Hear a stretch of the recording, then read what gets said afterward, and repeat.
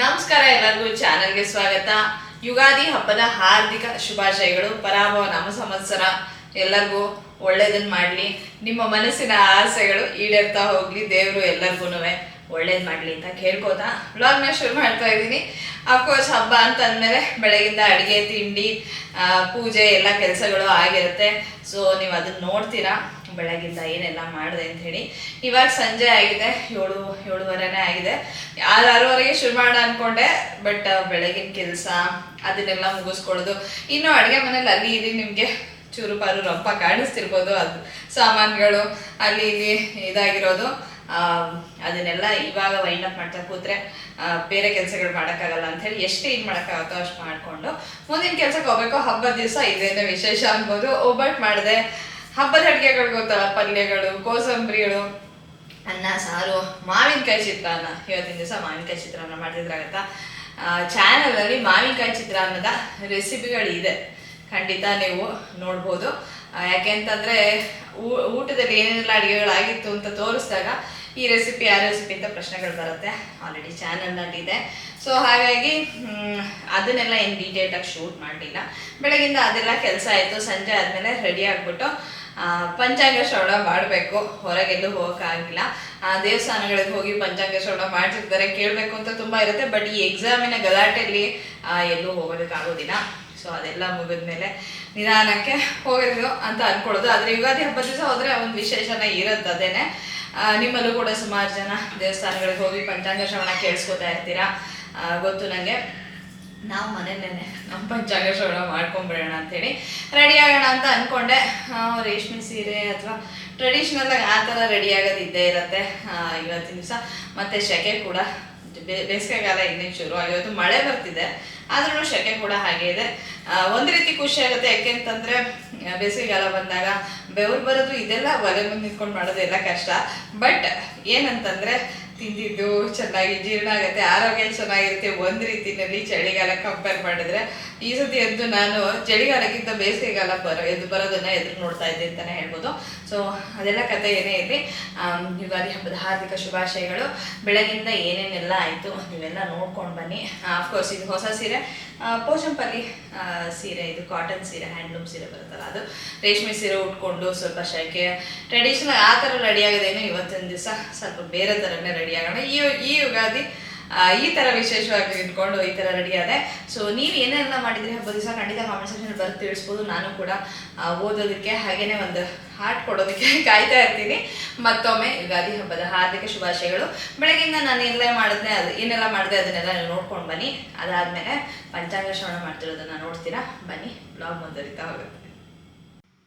ಬೆಳಗ್ಗೆಯಿಂದ ಏನೆಲ್ಲ ಆಯಿತು ಅಂತ ನೋಡೋಣ ಬನ್ನಿ. ಯುಗಾದಿ ಹಬ್ಬದ ದಿವಸ ಸ್ನಾನ ಮಾಡಿ ಬಂದ ತಕ್ಷಣ ಫಸ್ಟ್ ಮಾಡಬೇಕಾಗಿರೋ ಕೆಲಸ ಏನು ಅಂತಂದರೆ, ಒಬ್ಬಟ್ಟು ಮಾಡ್ತೀರಾ ಅಂದರೆ ಕಣಕನ ಕಲಸಿಟ್ಕೋಬೇಕು. ಇಲ್ಲದಿದ್ದರೆ ಅದು ಚೆನ್ನಾಗಿ ನೆನೆಯೋದಿಲ್ಲ. ಸಾಫ್ಟಾಗಿ ಚೆನ್ನಾಗಿ ನೆಂದಾಗ ಏನಾಗುತ್ತೆ ಅಂದರೆ ಒಬ್ಬಟ್ಟು ಮಾಡೋದಕ್ಕೆ ತುಂಬ ಸುಲಭ ಆಗುತ್ತೆ. ಇಲ್ಲಿ ನಾನು 2 ಕಪ್ಪಷ್ಟು ಚಿರೋಟಿ ರವೆನ ಹಾಕ್ಕೊಂಡಿದ್ದೀನಿ. ಅದಕ್ಕೆ ಸುಮಾರು ಅರ್ಧ ಕಪ್ಪಷ್ಟು ಮೈದಾ ಹಿಟ್ಟನ್ನು ಹಾಕ್ಕೊಂಡಿದ್ದೀನಿ. ಹಾಗೆಯೇ ಒಂದು ಚಿಟಿಕೆ ಅರಿಶಿನ. ಅದು ಹಾಕ್ಕೊಂಡಾದ್ಮೇಲೆ ಚೆನ್ನಾಗಿ ನೀರಾಗಿ ಕಲಿಸ್ಕೊಂಡ್ಬಿಟ್ಟಿದ್ದೀನಿ ಅಷ್ಟೇ ಹೊರತು ಇನ್ಯಾವ ಥರದ್ದು ತುಪ್ಪ ಎಣ್ಣೆ ಏನು ಜಿಡ್ಡನ್ನು ಹಾಕ್ಕೊಂಡಿಲ್ಲ. ನೀರಾಗಿ ಕಲಿಸ್ಕೊಂಡು ಆಮೇಲೆ ಈ ರೀತಿಯಾಗಿ ಮೇಲ್ಗಡೆ ಎಣ್ಣೆನ ಹಾಕಿ ಅದನ್ನು ನೆನೆಯೋದಕ್ಕೆ ಬಿಡ್ತೀನಿ. ಇದು ಸುಮಾರು ಒಂದು 2-3 ಗಂಟೆಗಳ ಕಾಲ, 3-4 ಗಂಟೆಗಳ ಕಾಲ ನೆಂದರೆ ಇನ್ನೂ ತುಂಬ ಒಳ್ಳೆಯದು. ಇವಾಗ ಒಂದು 2-3 ಗಂಟೆಗಳ ಕಾಲ ಇದು ನೆನೆಯುತ್ತೆ. ಜಾಸ್ತಿ ನೆಂದಷ್ಟು ತುಂಬ ಚೆನ್ನಾಗಿ ಬರುತ್ತೆ ಒಬ್ಬಟ್ಟು. ನೀವು ಬರೀ ಮೈದಾ ಹಾಕ್ಕೊಂಡು ಮಾಡಿದ್ರೆ ಏನಾಗುತ್ತೆ ಅಂದರೆ ಅಂಚಲ್ಲೆಲ್ಲ ಕಣಕ ಹಾಗೆ ಉಳಿಯುತ್ತೆ, ಹೂರಣ ಸರಿಯಾಗಿ ಈಕ್ವಲ್ ಆಗಿ ಸ್ಪ್ರೆಡ್ ಆಗೋದಿಲ್ಲ. ಹಾಗಾಗಿ ರವೆ ಹಾಕಿ ಮಾಡೋದು ಒಳ್ಳೆಯದು. ಮೈದಾಕ್ಕಿಂತ ರವೆ ವಾಸಿ ಅಂತ ನನಗೂ ಕೂಡ ಅನಿಸುತ್ತೆ. ರುಚಿ ಇರ್ಬೋದು, ಅಥವಾ ಒಬ್ಬಟ್ಟು ತಟ್ಟಬೇಕಾದ್ರೆ ಇರ್ಬೋದು, ಕೊನೆ ತನಕ ಹೂರಣ ಬಂದು ಅಂಚಲ್ಲಿ ಗಟ್ಟಿ ಗಟ್ಟಿ ಆಗುತ್ತಲ್ಲ, ಆ ಥರ ಎಲ್ಲ ಆಗೋದಿಲ್ಲ. ಹೂರಣ ಈ ಥರ, ಕಣಕ ಈ ಥರ ಕಾಣಿಸ್ತಾ ಇದೆ.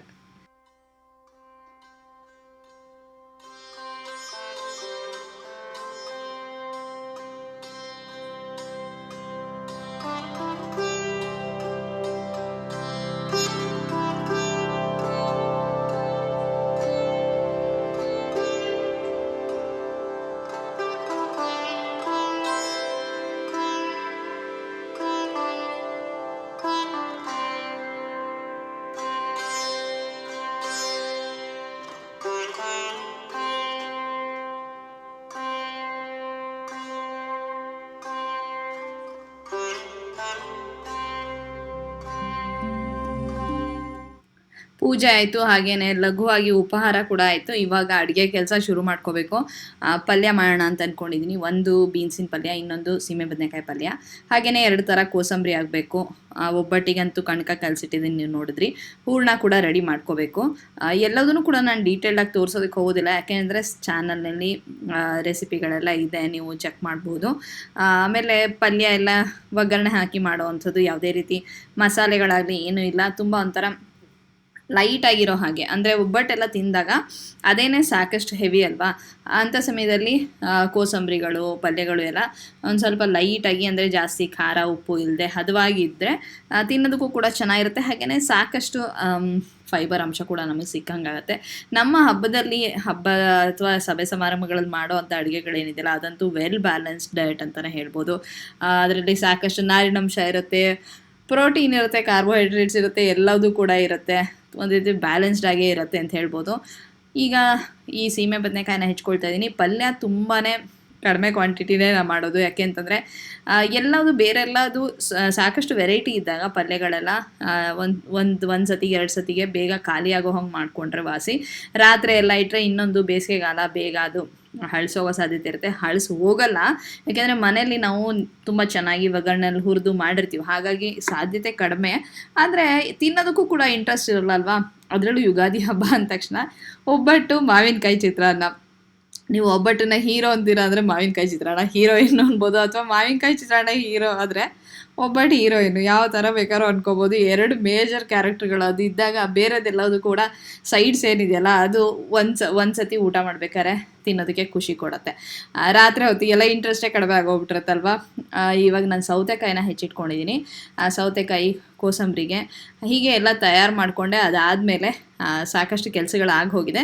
ಈಗ ನಾನು ಇನ್ನೇನು ಚಿತ್ರಾನ್ನ ಮಾಡಿ ಒಬ್ಬಟ್ಟು ತಟ್ಟಿ ಊಟಕ್ಕೆ ಕೂರೋ ಸಮಯದೊತ್ತಿಗೆ ಮತ್ತೆ ವ್ಲಾಗ್ ಮಾಡ್ತಾಯಿದ್ದೀನಿ. ಒಂದು ಕ್ಯಾಮ್ರಾದಲ್ಲಿ ಬ್ಯಾಟ್ರಿನೂ ಹೊಟ್ಟೋಗಿತ್ತು, ಇನ್ನೊಂದು ಅಡುಗೆ ಮಾಡ್ತಾ ಎಲ್ಲ ಕೆಲಸಗಳ ಮಧ್ಯೆ ಸ್ವಲ್ಪ ವಿಡಿಯೋ ರೆಕಾರ್ಡ್ ಮಾಡ್ತಾ ಕೂತ್ರೆ ನನ್ನ ಕೆಲಸಗಳು ನಿಧಾನ ಆಗುತ್ತೆ ಅಂತ ಅನ್ನಿಸ್ತು. ಹಾಗಾಗಿ ಇದನ್ನು ಕ್ಯಾಮ್ರಾನ ಚಾರ್ಜಿಗೆ ಹಾಕ್ಬಿಟ್ಟು ಕೆಲಸಗಳನ್ನ ಮುಂದುವರಿಸ್ಕೊಂಡೆ. ಪಲ್ಯಗಳು ತಯಾರಾಗಿದೆ, ಕೋಸಂಬರಿನೂ ತಯಾರಾಗಿದೆ, ಹಾಗೆಯೇ ಸೋರೆಕಾಯಿ ಪಳಿದ್ಯ ಮಾಡಿದ್ದೆ, ಅದು ಕೂಡ ತಯಾರಾಗಿದೆ. ಈಗ ಚಿತ್ರಾನ್ನ ಕಲಿಸ್ಬೇಕು. ಮಾವಿನಕಾಯಿ ಚಿತ್ರಾನ್ನ, ಗಿನಿಮುತಿ ಮಾವಿನಕಾಯಿನ ತುರಿದಿಟ್ಟಿರೋದು ಇಲ್ಲಿ ನಿಮಗೆ ಕಾಣಿಸ್ತಾ ಇದೆ. ಮಾವಿನಕಾಯಿ ಚಿತ್ರಾನ್ನ, ಹಾಗೆಯೇ ಒಬ್ಬಟ್ಟಿಗೆ ಹೂರಣ, ಕಣಕ ಎಲ್ಲ ರೆಡಿಯಾಗಿದೆ. ಸೊ ಅದನ್ನು ಕೂಡ ಒಬ್ಬಟ್ಟು ಕೂಡ ತಟ್ಟಿ ಎಲ್ಲ ರೆಡಿಯಾದಾಗತ್ತೆ. ಬಾಳೆ ಎಲೆ ಬಡಿಸಿ ಊಟ ಮಾಡೋದೇನೆ ಕೆಲಸ. ಮಾವಿನಕಾಯಿ ಚಿತ್ರಾನ್ನಕ್ಕೆ ನಾನು ಒಗ್ಗರಣೆನ ಹಾಕ್ಕೊಂಡಿದ್ದೆ. ಆಮೇಲೆ ಒಗ್ಗರಣೆಗೆ ಮಾಮೂಲಿ ಕಡಲೆಬೇಳೆ, ಉದ್ದಿನಬೇಳೆ ಗೊತ್ತಲ್ಲ, ಇದೆಲ್ಲ ಹಾಕ್ಕೊಂಡು ಆಮೇಲೆ ತುರಿದಿಟ್ಟಂತಹ ಇದು ಮಾವಿನಕಾಯಿ ಏನಿದೆಯಲ್ಲ ಇದನ್ನು ಹಾಕ್ಕೊಂಡು ನಂತರ ಒಂದು ಪುಡಿನ ಮಾಡಿಟ್ಕೊಂಡಿರ್ತೀನಿ. ಮೆಂತ್ಯ, ಮೆಣಸಿನ್ಕಾಯಿ, ಸಾಸಿವೆ. ಫಸ್ಟು ಸಾಸಿವೆ ಮತ್ತು ಮೆಂತ್ಯನ ಹುರ್ಕೊಂಡು ಆಮೇಲೆ ಮೆಣಸಿನ್ಕಾಯಿನ ಹುರ್ಕೊಂಡು ಅದಕ್ಕೆ ಅದನ್ನು ಪುಡಿ ಮಾಡಿಟ್ಕೊಳ್ಳೋದು. ಇದನ್ನು ಚಿತ್ರಾನ್ನಕ್ಕೆ ಹಾಕ್ತೀನಿ. ಚಿತ್ರಾನ್ನದಲ್ಲಿ ಒಂದು 2-3 ಥರದ ವೆರೈಟಿ ಅಂತೂ ಖಂಡಿತ ಚಾನಲ್ನಲ್ಲಿದೆ. ಒಂದು ಎಕ್ಸ್ಕ್ಲೂಸಿವ್ ಆಗಿ ವಿಡಿಯೋ ಇದೆ ಅಂತ ನನಗೂ ಕೂಡ ನೆನಪಿದೆ. ನೋಡೋದಾದರೆ ನಿಮ್ಗೆ ಇಷ್ಟ ಇದ್ದರೆ ನೋಡ್ಬೋದು. ಸೊ ಇವಾಗ ಚಿತ್ರಾನ್ನ ಅನ್ನನ ಮೊದಲೇ ಮಾಡಿಟ್ಕೊಂಡ್ಬಿಟ್ಟಿರ್ಬೇಕು, ಉದ್ರುದ್ರಾಗಿರಬೇಕು, ಇಲ್ಲದಿದ್ರೆ ನಿಮಗೆ ಮುದ್ದೆ ಆಗೋಗ್ಬಿಡುತ್ತೆ, ಅಷ್ಟು ಚೆನ್ನಾಗಿ ಬರೋದಿಲ್ಲ. ಸೊ ಇನ್ನೇನು ಅಡುಗೆ ಎಲ್ಲ ಮುಗಿದು ಊಟ ಕೂರೋ ಹಂತಕ್ಕೆ ಬಂದಿದೆ. ಇದೊಂಥರ ಮ್ಯಾರಥಾನ್ ಥರ ನಡೀತಾನೆ ಇರುತ್ತೆ ಅಂತ ಹೇಳ್ಬೋದು. ಬೆಳಗಿಂದ ಮಧ್ಯಾಹ್ನ ತನಕ ಪೂಜೆ ಇರ್ಬೋದು, ಅಥವಾ ಈ ಅಡುಗೆಗೆ ತರಕಾರಿಗಳನ್ನ ಹೆಚ್ಚಿಟ್ಕೊಳ್ಳೋದು. ಹಿಂದಿನ ದಿವಸ ಹೆಚ್ಚಿಟ್ಕೊಳ್ಳೋಣ ಅಂತ ಎಷ್ಟೋ ಸತಿ ಅಂದ್ಕೊಳ್ತೀನಿ, ಬಟ್ ಹಿಂದಿನ ದಿವಸ ಇನ್ನೇನೋ ಕೆಲಸ ಇರುತ್ತೆ. ಇನ್ಯಾವುದೋ ಒಂದು ಹಬ್ಬಕ್ಕೆ ಬೇಕಾಗಿರೋ ಪಾತ್ರೆಗಳನ್ನ ತೊಳೆದಿಟ್ಕೊಳ್ಳೋದು, ಅಥವಾ ಬೆಳ್ಳಿ ಸಾಮಾನು ಏನೋ ಒಂದು ತೊಳೆದಿಟ್ಕೊಳ್ಳೋದು, ಹಬ್ಬಕ್ಕೆ ಪೂಜೆಗೆ ಸಂಬಂಧಪಟ್ಟ ಹಾಗೆ ಈ ಥರದ್ದು ಏನೇನೋ ಕೆಲಸಗಳಂತೂ ಇದ್ದೇ ಇರುತ್ತೆ.